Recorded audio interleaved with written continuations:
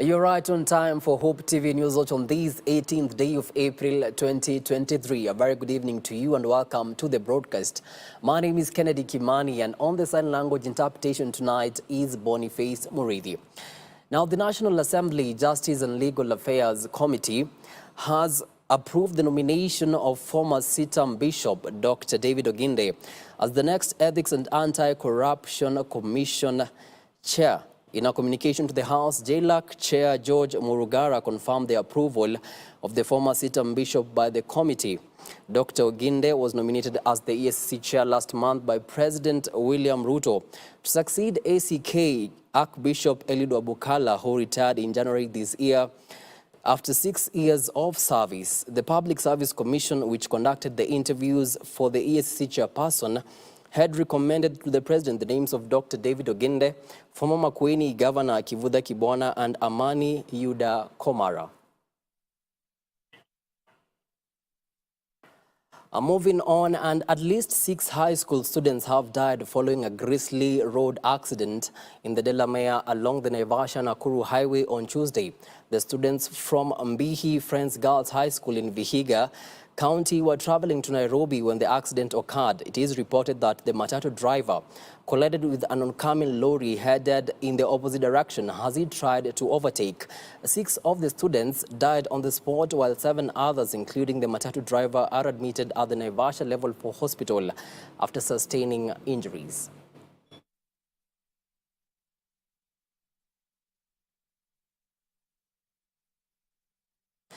And to some politics now, and Azimio leadership led by opposition leader Raila Odinga has said that they won't take part in the bipartisan talks if the process is parliamentary. Speaking during a press conference at the SKM Command Center in Nairobi on Tuesday, Wiper Party leader Kalonzo Musyoka said that they want an extra parliamentary process similar to the 2008 Kofi Annan-mediated National Accord, citing malice by the governing Kenya Kwanza Alliance. Azimio also wants medical bills of all Azimio supporters who are injured in the anti-government protest to be footed by the government before they can hold the talks. Last evening, we learned of a motion drafted by Kenya Kwanza leadership, allegedly aimed at setting up a joint select committee in Parliament. The motion is in absolute bad faith for the following reasons. A, we have insisted on an extra parliamentary process in view of the strictures of debate in Parliament. We will therefore not participate in any such parliamentary process. We continue to insist that the dialogue must be about all the 4 issues, namely the cost of unga, fuel and electricity, forensic audit of the servers, bipartisan reconstitution of the IEBC, and respect for multi-party democracy. Meanwhile, President William Ruto has said that he will refer to the opposition leader Raila Odinga as quote-unquote my brother, even 10 times if that is what will end the Azimio protest. While addressing a section of Muslim leaders at State House on Monday evening, President William Ruto said that if referring to Odinga as his brother will make him end the protest, then he will keep doing it. The term my brother is associated with the former head of state Uhuru Kenyatta, who usually referred to Odinga as his elder brother. Nataka niwaulize ndugu zetu, tafadhali, tumechagua kamati vile tulikubaliana. Wamechagua watu yao, tumechagua watu wetu. Let us give this committee a chance. Waongee hiyo mambo yote iko huko ndani. Alafu tutapata suluhu ya hayo maneno. Meanwhile, tupate nafasi wakulima wetu warudi shambani, tupate nafasi ya universal health coverage, tupate nafasi ya kushughulikia uchumi wetu ili tuweze kupeleka taifa letu la Kenya mbele. And I want to promise you that we are determined to change our country. We are determined to make sure that our economy is on sound footing. Away from that, and the Institution of Surveyors of Kenya has strongly condemned the increased cases of continued invasion of private property in the country. Speaking at a press conference, the surveyors call on elected leaders and citizens to exercise utmost respect for private property, which is not only protected by the Constitution but also regarded as a right enshrined in the different property rights. Uvamizi wa mashamba imefanyika kote nchini na imekuwa ikiongezeka kwa siku. Sababu moja ni wanasiasa kuchochea hayo uvamizi. Na kwa hivyo tunasema wanasiasa wafanye siasa yao na mambo zingine, lakini mambo ya mashamba ikiwekwa siasa inaweza leta mtafaruku na hata ugomvi na vita. Kisa cha Nakuru na mahali pengine, sheria imepeana mwelekeo. Kama kuna claim ya historical, kama mtu anasema ni ya mababu zetu, tunasema ancestral land, National Land Commission, taasisi ya National Land Commission inasikiza na inawapatia haki yao. So hao Wakenya wenye wako na claim wanafaa kulodge na National Land Commission ndio isikizwe na ishughulikiwe ipasavyo. Ya pili,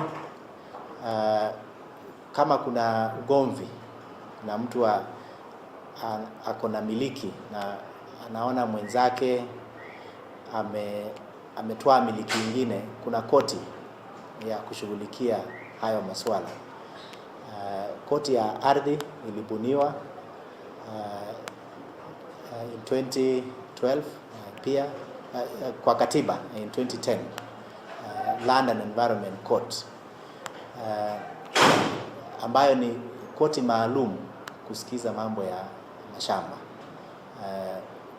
Kama mtu ako na kesi, ako na mambo ya shamba inahitaji kwenda kotini, kuna koti maalum, Land and Environment Court.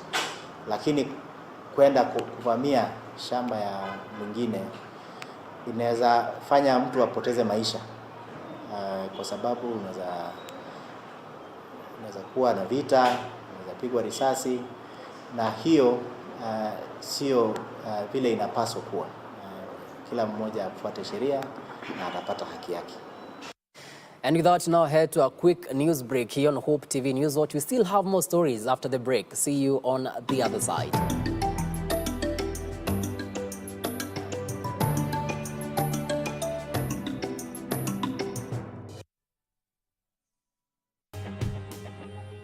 Only God can turn a mess into a message. I have a boy on a wheelchair. Yeah.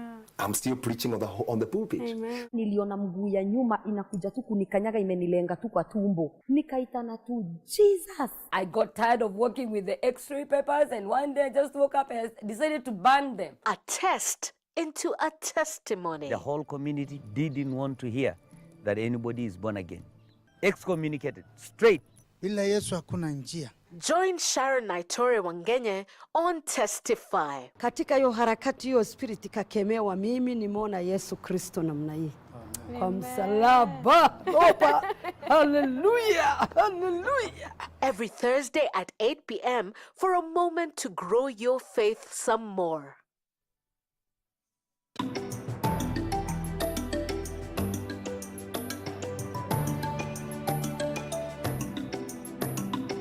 Welcome back. Now, there are cases of undelivered equipped medical machines in the county, such as West Pokot and Uasin Gishu, though the counties continue to pay for the equipment. This is according to the Institute of Economics Affairs Kenya and the Open Society Institute of East Africa. The two organizations have released findings on the recently conducted value for money assessment study on the leasing of medical equipment projects across the country, popularly known as the Managed Equipment Service. Our reporter Whitney Akinyi with more details on the story. As much as the health sector reports paint a rosy picture of the medical equipment service project performance, findings from both the Auditor General and Senate Ad Hoc Committee on the MES report still reveal glaring gaps. the way this project was conceptualized, it was purely a PPP initiative, but later changed into what they now call the MES model. But from the Auditor General's in audits, the annual audits, what they noted is that there was no report to justify that transition or shift from PPP to MES.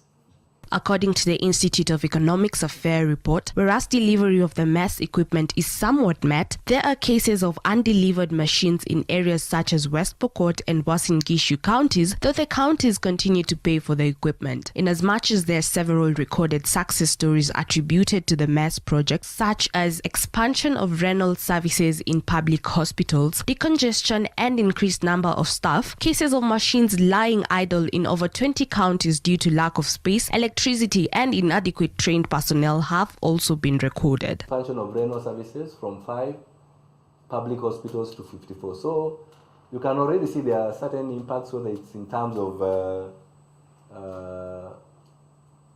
availability of facilities. So that scale up of infrastructure, diagnostic equipment is real. There was improved access to healthcare services, diagnostic. There are things like waiting time or downtime that was reduced. What else? Yeah, obviously the congestion, I mentioned that. Improved staff capacity and so on. The Kenya Ethnical Legal Issues Network, KELIN, lauded IEA for the initiative taken to conduct the research and come up with detailed findings. The government has been urged to practice delegation of duties to specific leaders or people in order to encourage accountability and reduce chances of funds being embezzled through corruption. If you want to be able to hold an institution accountable, you need to know who is responsible for what, so that you are able to follow the right person. So I remember even for these, the previous conversations, when you went to the counties, to the governors, asking them about this, they will tell you, go and ask the national government. You go to the national government, they say, we've handed over the project to the counties. You see, now when we have such a situation, that's a good ground for corruption, for wastage. According to the Institute of Economic Affairs, calls or not to the MES extension without benefits of a comprehensive audit implies that expected outcomes will be muted. Importantly, lessons learned from the MES project are important for similar projects in the future. Whitney Akinyi, Hope TV Newswatch, Nairobi. Thank you so much, Whitney, for that report.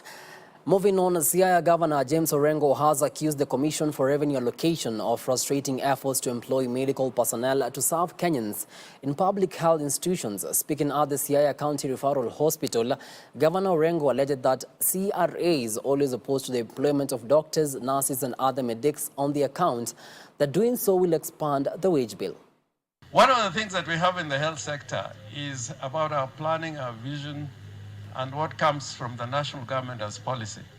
I always say that a salary given to a doctor or a nurse cannot be part of the wage bill. Because all the time CRA will tell you, you can't employ doctors because you're expanding your wage bill.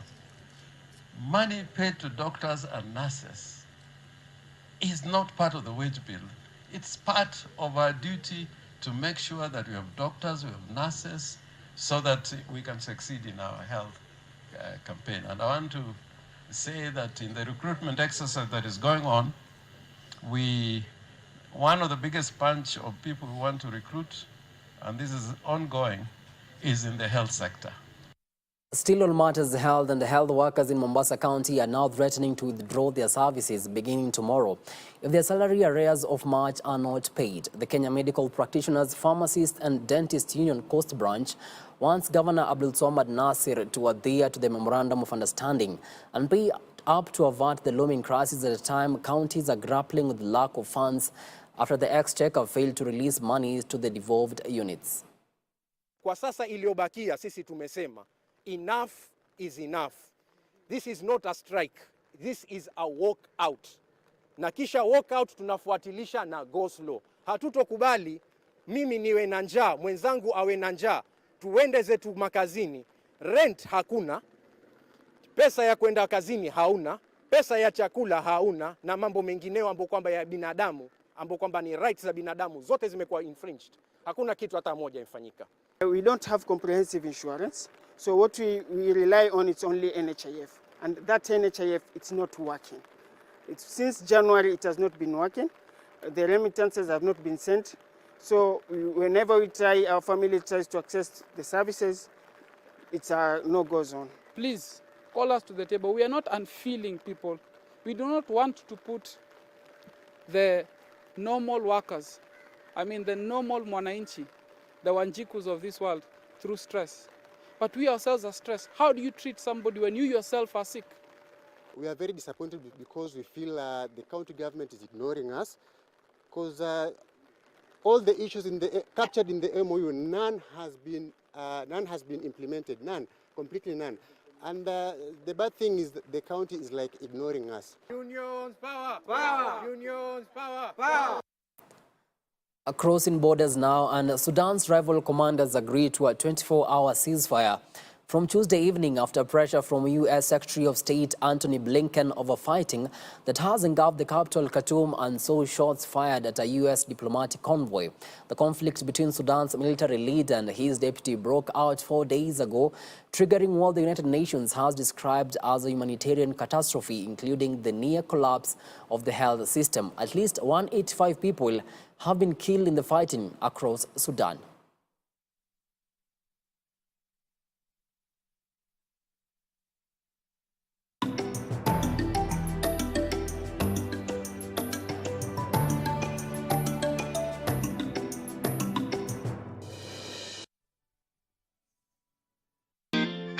Every Wednesday at 7:30 p.m. Spotlight. Do you feel that they are in a place where they can effect a Barack Obama moment? When you hear the word of God and you hear Jesus is speaking.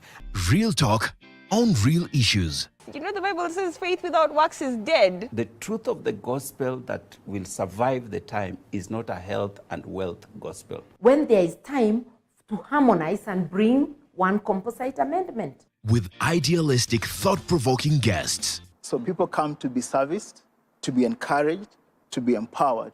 When the storm is over, you desire the closeness you have with God. Hosted by Reverend Edward Furi.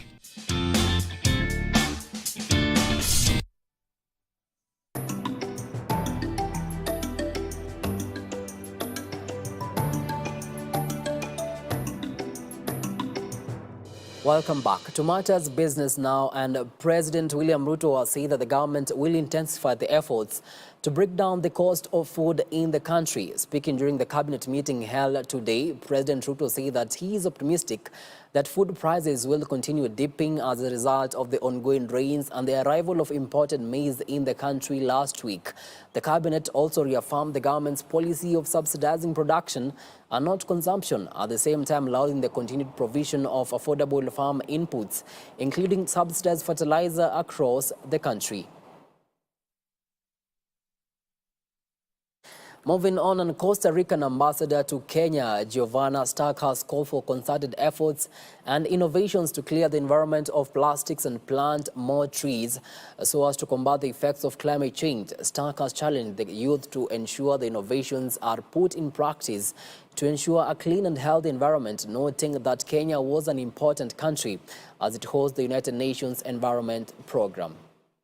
I think it's important to recognize the role that all of you can play in the path of where we all want to go to, and that's a sustainable environment for us and for the future generations. So I really commend you on having this vision and commitment and dreams that can make a drastic change, not only in Mombasa, but if these projects are successful, they could be escalated to a national level, East African level, the whole world level. We have 52% of our country has forest coverage, and we have over 30% of our marine area has also protected areas.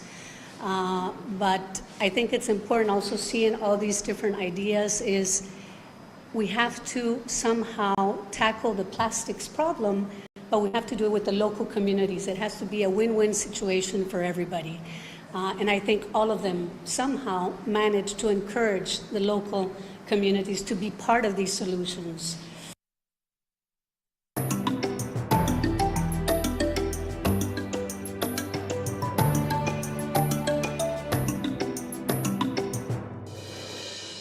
And to some sports in action now, and Kenya Rugby Sevens legend Collins Injera has been appointed as the defense and attack coach at Mwamba RFC. In a statement, Mwamba's director of rugby, Adil Fahad Mohammed, described Injera's return to his old club as a big boost to Mwamba as they prepare to name a head coach in the near future. Injera hung up his boots in January this year after 17 years of a star-studded career, during which he entered history books as the world's second highest try scorer with 279. Injera was part of the country's most successful stint in rugby sevens, including in 2016 when Kenya won at the Singapore Sevens, during which he was named the player of the final in the 37 win over Fiji. And to some football now, and Total Spurs FC from Narok North Sub-County are this year's winners of the Governor Ntutu Cup. The thrilling match between Ololunga FC of Narok South and Total Spurs of Narok North saw Total Spurs edge out Ololunga FC with a 3-1 win, bringing to an end the month-long tournament. Cash prizes and trophies were awarded to the winners and 2 runners-up. Ninafurahia zaidi kutangaza ya kwamba county hii ya Narok, county 033, ndio imekuwa county ya kwanza kutekeleza mpango wa Talanta Hela. I mean, tumezungumza kuhusu mpango huu wa Talanta Hela. And Talanta Hela is just what those two Swahili words mean. Talanta Hela, taking talents and transforming them into livelihoods, income, money for our young people. That's what Talanta Hela is about. We started 4 teams every ward. Na wakapigana, wakacheza, and by that time wakatoa timu moja kwa kila ward. Alafu hizo, I have 30 wards.